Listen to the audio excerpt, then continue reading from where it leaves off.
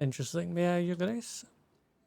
There is something truly impressive. These items one belong to a dwarven smith, and they wish to tell us a story. I hear the booming strikes of a hammer, the sizzling sparks and roaring frame of the forge. The anvil, it sings. The air is so fresh, it is like I am back home in the woods of my motherland. I can feel a soft breeze through my hair. The storyteller takes a deep breath and laughs. Some of the 5 items are still missing. Why is everything 5? It's always 5. 5. So 5 shoe horses, I'm going to say.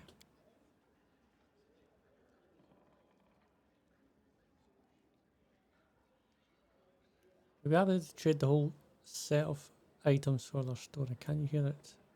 Calling. Oh, nice. Finally. Oh, I did have all of them. Oh, nice. See, it's always wise to go and see them. So I see the flames of the forge. It is so close I can touch it. The heat sears my face, and the sparks sting my cheeks. But there is no fear in my soul, only admiration and reverence for the work of an artist. The storyteller seems to be in some sort of trance. I am Colgan, an apprentice of the great Draphis, the first smith of Bronze-Shield Fortress, and I am fascinated by the work of a true master. The smith's hammer is raised in the air, the forge bellows roar, the sparks sizzle, and the rhythmic ring fills the room.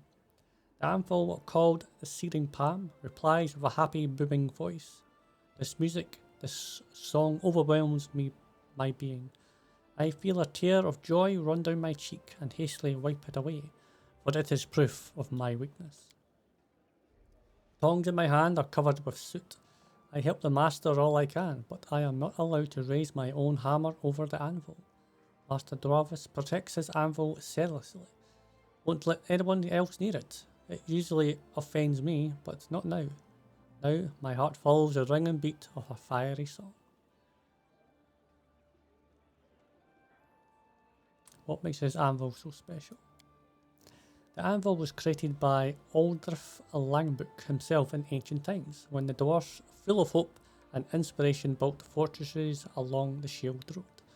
Ordleaf gave his anvil her voice and named it Searing Palm. Ever since, the anvil sings hymns in praise of the sublime crafting skill of its great mother creator. Why won't Master Drazif let you work on the anvil? He says I'm not worthy. He says I have no talent, no spark of creation in my soul. His lips curl with contempt. He says all I can do is copy the work of others.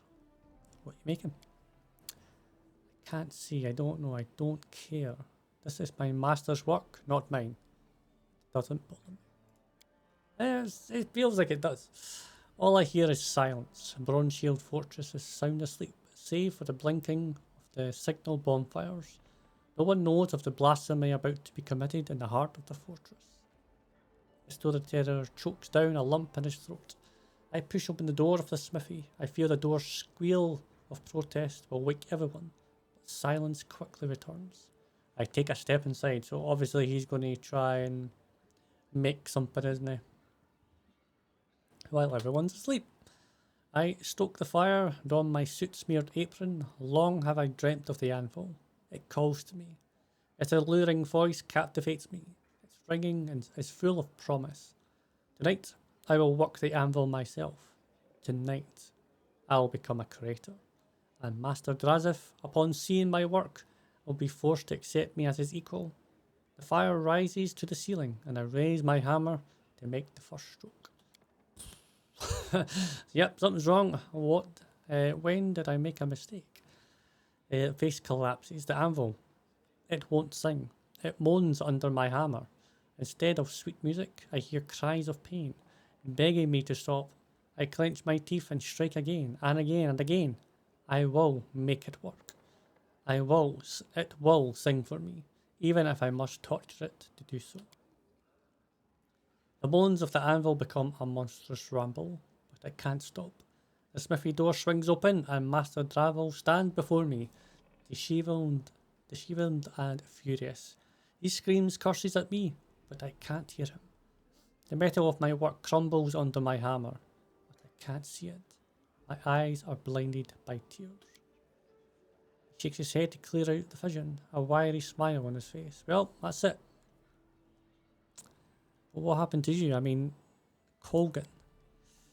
He left, hung his apron on the hook, tossed away his hammer and tongs, and left the Bronze Shield Fortress. Deep in his heart, Colgan knew that Master Drazif was right all along. Colgan's hammer would never create a masterpiece. Hard work is a pure substitute for inspired talent. Colgan turned his eyes to Droskar. The god of the Dark Dwarfs accepted this new follower. The Duergar gave Colgar shelter and provided him with unceasing tiresome work that required no talent, just endless routine. He crafted weapons for the Duergar army, and nobody expected masterpieces of him. He soon forgot all about the searing palm, Master Drazif, and the blasphemy he had committed. And it seems to me, there in the dark tunnels serving Droskar, Colgar finally found happiness. What happened to the anvil? It's lost its voice. Bronze Shield Fortress never again heard it sing. Storyteller sighs. It was still functioning, and the weapons made on it were durable, but nothing more. No master ever managed to craft a masterpiece there again. The dwarven weapons gradually lost their enchantments, and defending against local dangers became increasingly difficult. I suppose Gorgon's discretion was a strong contributor to the dwarf's eventual abandonment of the fortress. Alright.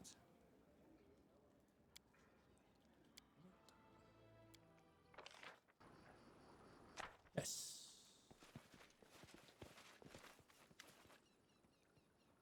Seeing you, Keston nods. Under his coat, you notice a suit of armour. A sword hangs at his belt. The guard is ready to fight. Happy to see you, my Baron. While we were waiting for you, I've had enough time to choose a good place for an ambush. We saved your letter. We came as soon as we could. Thank you. I've decided you'd like to see this place with your own eyes.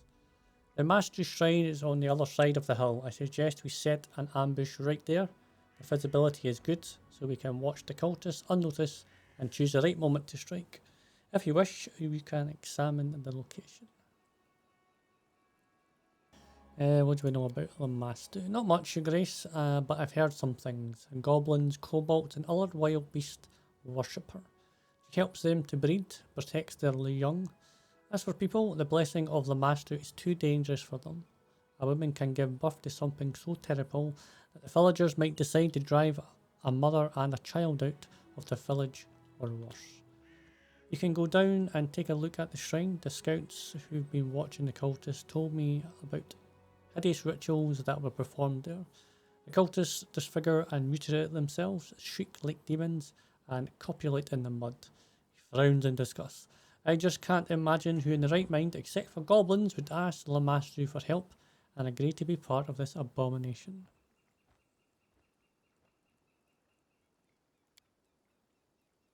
The day is right, the time is coming. All we have to do now is wait until the cultists gather. Alright. Do I need to buff up? I've got to save anyway. They're coming.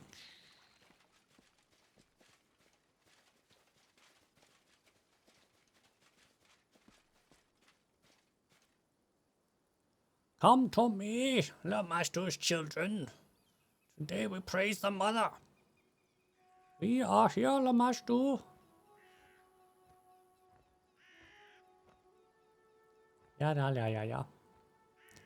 Praise the sacred divine.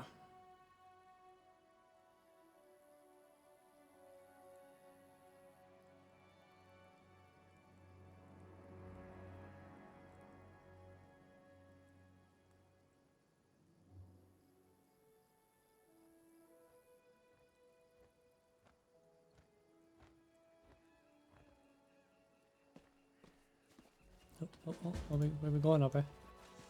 Ambush the cultists. I shall end this suffering. You doing? Catch the fleeing cultist. I'll get there. Crushing bone, hear me. Each word I speak shall turn to stone. The word shall shudder at my word. Open your eyes and see.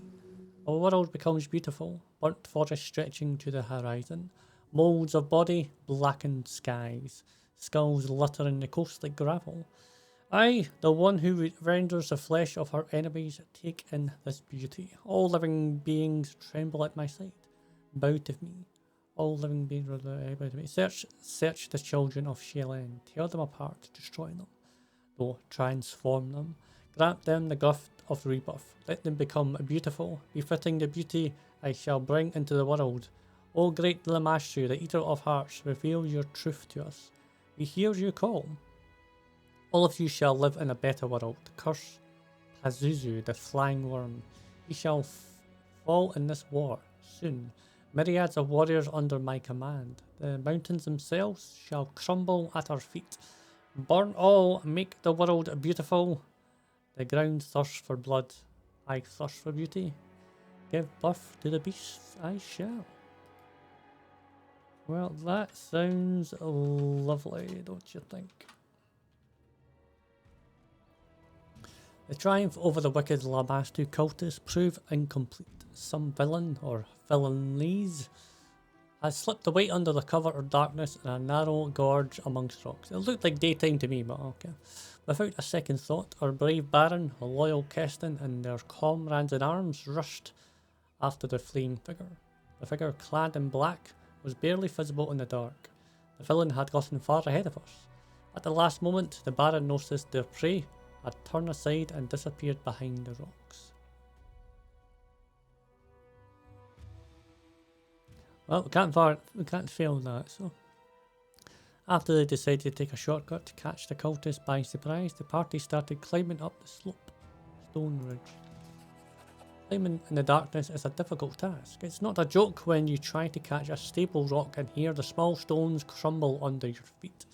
Several times it seemed our heroes were out of luck, but their stubbornness and the thought of the runaway cultists gloating about eluding them gave them strength. Moments later, we were at the top. So our heroes found themselves at the top, and just in time. The cultist, barely visible in the darkness, was threading his way through the gorge directly beneath them. It seemed the cultist was so focused on finding his footing, he didn't notice his pursuers perched above him, giving the Baron a chance to strike. What will our heroes do next?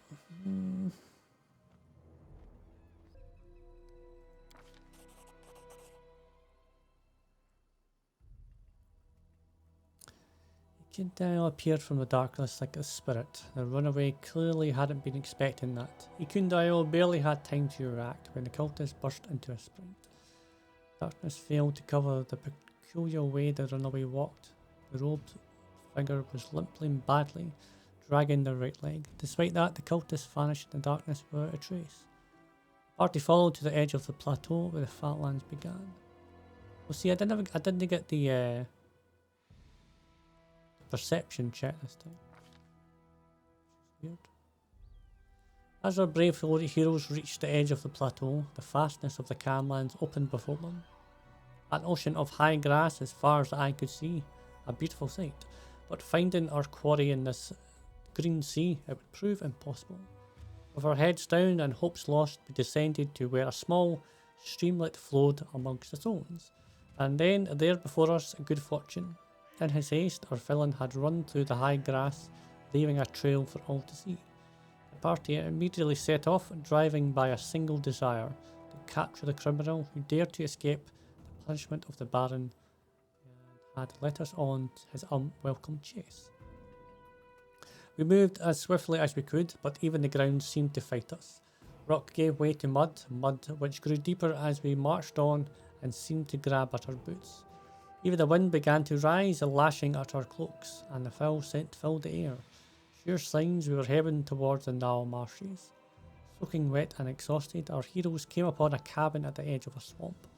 According to Keston, it was a hunter's lodge, owned by Dumra, a hunter who lived there alone and was known for her great temper and little patience. It also looked as if it might be a place where the cultists would seek shelter. It was unlikely the runaways would brave the depths of the narrow marshes in the middle of the night. So the Baron pushed open the door and stepped inside, licking a touch of the cool night air in. The lodge is lit with only a few candles and the tables and counters. Shadows lie thick around the room. A number of people are here. A well-dressed couple at one of the tables. A girl in simple dress robes near the opposite wall. And the counter is an untidy dwarf. She's wiping her mugs and glaring at you from the half-open kitchen door. You hear the clanging of pans upon metal, presumably a stove. Keston looks around with a heavy gaze. Things have gone from bad to worse. We must find the cultists before they flee, and we have no idea what they look like. The people in the lodge looked surprised and concerned. Each seems to recognise you and ask themselves, what is the ruler of these lands doing here at such a late hour, flanked by armed guards? Hands fall to his weapon. Your Grace, I am ready to make an arrest, but if you wish to investigate further, before making a decision, I'll make sure no one leaves the lodge until you give the order. I'd like to look around and speak to the people. Maybe I'll find something. At your command, no one will leave this house. I'll make sure of that. He looks around the hall once again. My advice, take their room keys.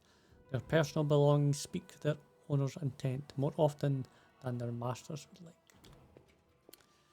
Bearded middle-aged man stands before you. He wears a massive gold chain on his neck. The woman beside him gives a polite smile and nods as you approach.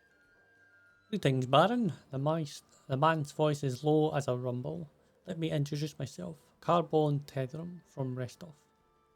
He nods to the woman beside him, and this is my wife, Una Tredrum. We've come to your lands to hunt. Yes, I am it. We did not expect to meet you in person. To what do we owe the honour? Tell me about yourself. I'm a legalist, Baron. He looks his thumbs into an embroidered belt. My job is to ensure Restoff laws are upheld. My wife is a keeper of the hearth and my loyal companion in prolonged journeys.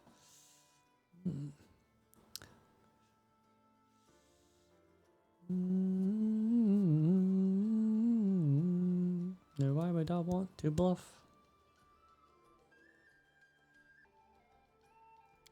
Judge? Not exactly. I work as a legal defendant in cases where suspects' innocence must be proven, and I admit I have moderate success in this field. I don't need to bother you with tedious tales. Decided that the trip was in order. My husband worked long hours during the last several months.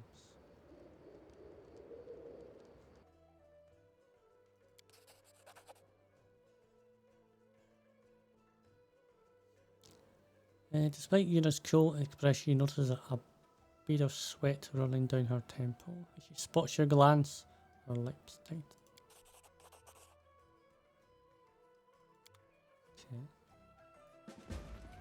Okay. You see, well, he licks his lips, which are now trembling. Watching her husband closely touches his shoulder lightly. I beg your pardon, Baron. She leans in to Cabron and whispers something. You barely hear Una's hiss. Get a hold of yourself, you fool. You'll ruin everything. The words seem to have the desired effect. Suddenly straightens his mouth. So is she a witch then? Truth be told, it's rather embarrassing matter. Cabron gives a hollow chuckle. I proved as much worse hurter than I thought. Just imagine, I managed to snap at not one, not two, but 3 bowstrings in a day. Infuriated, I broke my bow across my knee. It shames me to even speak of it. Okay, that kind of makes sense.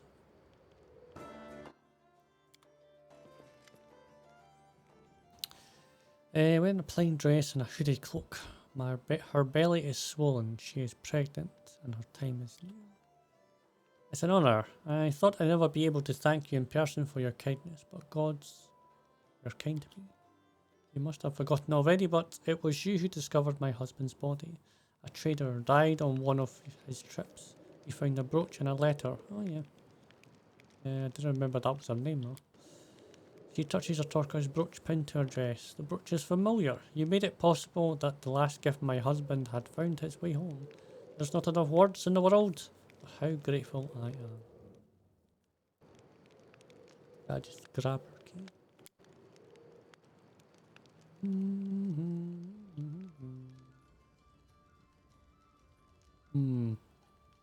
Alright, well she doesn't have a key. She looks wet. She doesn't have bed.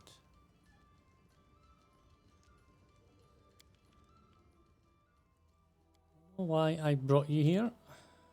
It would. How? Do you jest, my lord? She gives a half smile as if you're uncertain. How could I know what you are thinking? Aye. Enough. We know who you are. Lamasthu won't help you. Silent for a moment, then straightens like a serpent, her eyes cold with glint. Is that so? Her accent has vanished, the demeanour of a peasant shed like a cloak. Then you know little of her faith, indeed. The Great Mother is with me. Prepare yourself for her. I grant you death.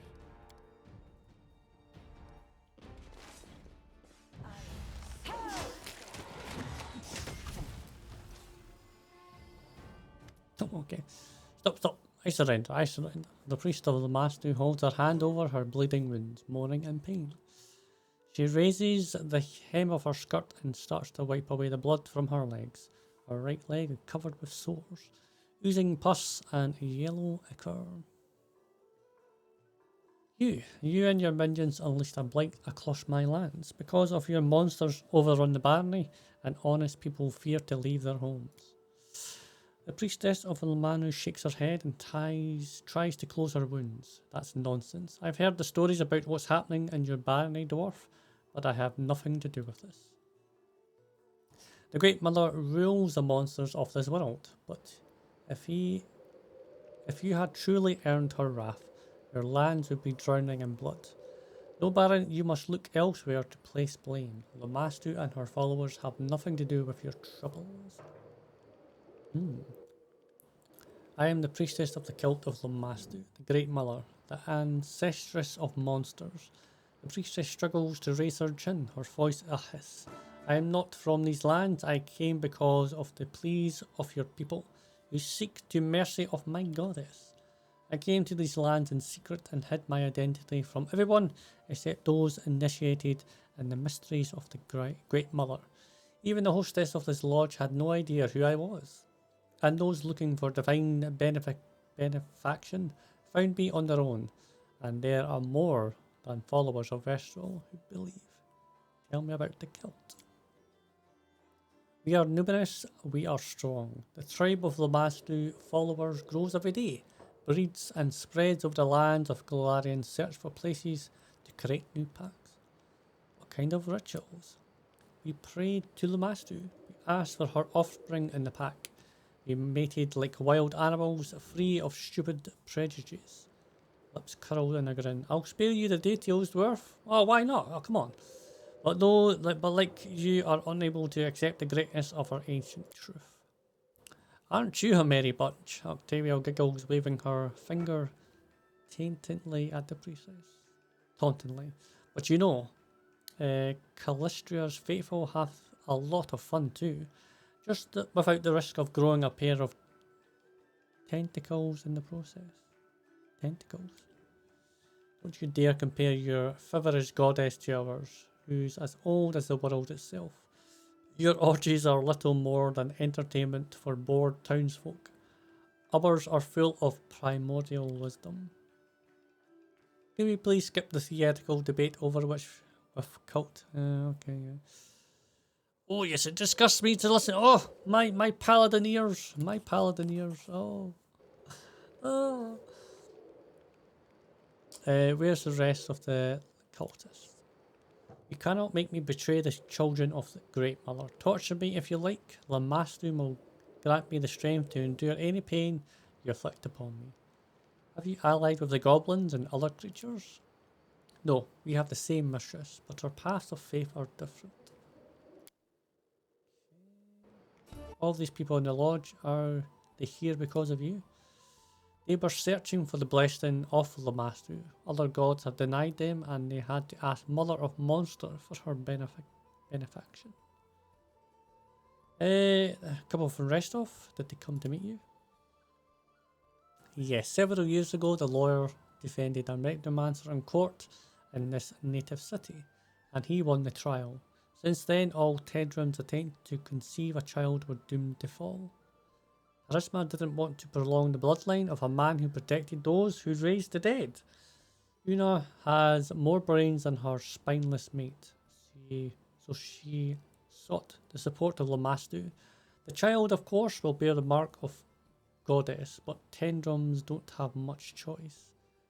Harisma's memory is long. What's the story of the merchant? She's a pure girl clinging to the unborn life of her womb. The seed of her husband was too weak, although the child's doomed to perish before coming to this world. This thoughtless thing, no. She did not see, was not smart enough to see what was transpiring under her nose. I won't offend the name of Lamasthu by calling her hostess one of her tribe. Alright. Guessing I have an order for you. Yes, your grace. Please be merciful to these people. Imagine how great their despair must be to turn to the monstrous Lamasthu for help. Though the thought disgusted me, the priestess did try to help them in whatever way she could. Okay, great. So basically I have to make her live.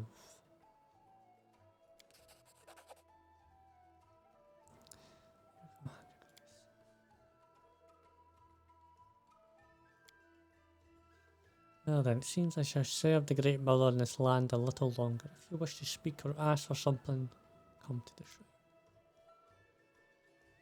shrine. Okay.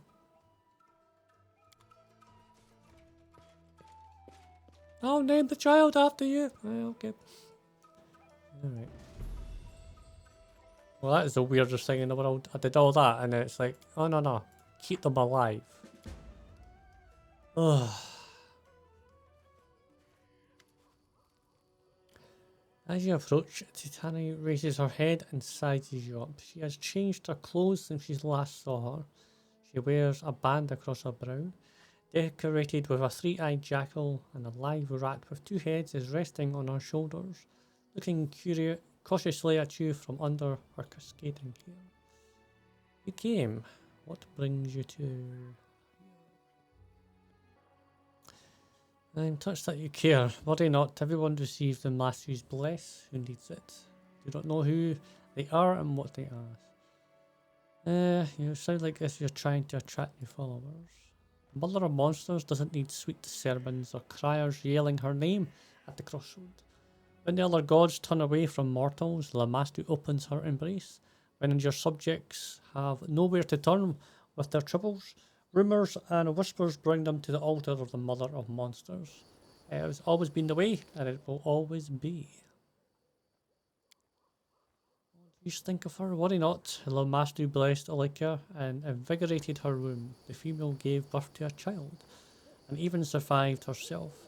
You wouldn't call the boy a pretty child, but he's the light of his suffering's mother's eyes, and a symbol of Lamasthu's mercy. The path of the Mother of Monsters cannot be embraced with words or reason alone. You can only be. The woman slides her fingers along the lips and bites them salaciously. Experience. Every god or goddess has a history. Tell me how Lamasthu appeared. Once Lamasthu was a great demon, the first of her kind to reach true divinity. She is the patron of monsters, many of which she bore herself. She is the mother of insanity, nightmares, chaos, and that particular beauty which fools call ugliness. You have your answer, and need hear nothing more. Peculiar beauty. Ugliness is ugliness, whatever you call it. I do not waste time arguing. We, Lamasthu's followers, do not look on the world with mortal eyes. Well, how can one experience the path? She shows you her hands. They are covered with deep scars, rough cicatrices? That's a new one. And sword cuts. Transform your body and mind into the image of Lamasthu. Look for beauty in everything. In yourself and others in the world. Murder it. Burn it down. Trample its sprouts. Few have a chance to drink the sweetness of divine destruction. But it is the true way of enlightenment. It is the only way for you who does not possess the gift of childbearing. Of course, each time my belly swelled, I prayed for blessings. Tsanna looks away, absently scratching the nape of her squeaking rat. But Lamasthu did not send me her gifts. Every child to leave my womb was a disgusting abomination. Without a single flaw, I learned I must serve in a different way, and chose the path of the priestess. Okay. Where are you from? I was born in Pharesia, in a small village on the Lost Coast. Despite the history of that place, it could never be home for me or my passions. Since then, I've travelled far, bringing Lamasthu's gifts to all who need them. They say that in olden times the land was a cradle of many Lamasthu's children, but I don't know this to be true. Today it is too noisy for those who are like me. What are these passions? I played with living toys long before I became a priestess of Lamasthu. As a child, I did not know my love for wickedness was a sign of my special destiny. Now I pluck out sheep's eyes and cut open pregnant cats, but not for my own amusement, but because Lamasthu loves suffering. How lucky am I, my lord. I'll let this person live. What happened to your leg? When I stopped upon priest's path, the blessing of the goddess, look at the splendour. Not many servants of the mother can boast such a gift. Okay. And that is an exquisite creature, is it not? A sign that the goddess is pleased with me. It is a living embodiment of her ideals and shares a mother's smile. One night this little creature just ran up to me as if her own mother and knew my loyal service had been noted by my lady. I don't mind your priestly magic. She starts laughing, musically at first, then loudly and more joyfully. Trust my word, Baron, you will not be glad of Lamasthu's gift. Don't ask for what you don't know. Okay, your knowledge and skills are unusual, but I appreciate unconventional abilities. Would you make a good advisor?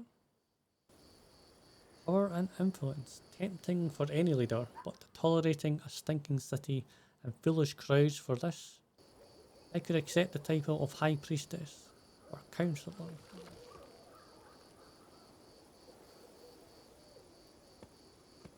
I want you on my throne. Very well, Baron, I will leave this shrine and move to the city, but I warn you, I will not suffer argument and rejection. The wisdom that guides me is far older than us both, and does not respond kindly to a willfulness of fools. Alright, so we got a new advisor.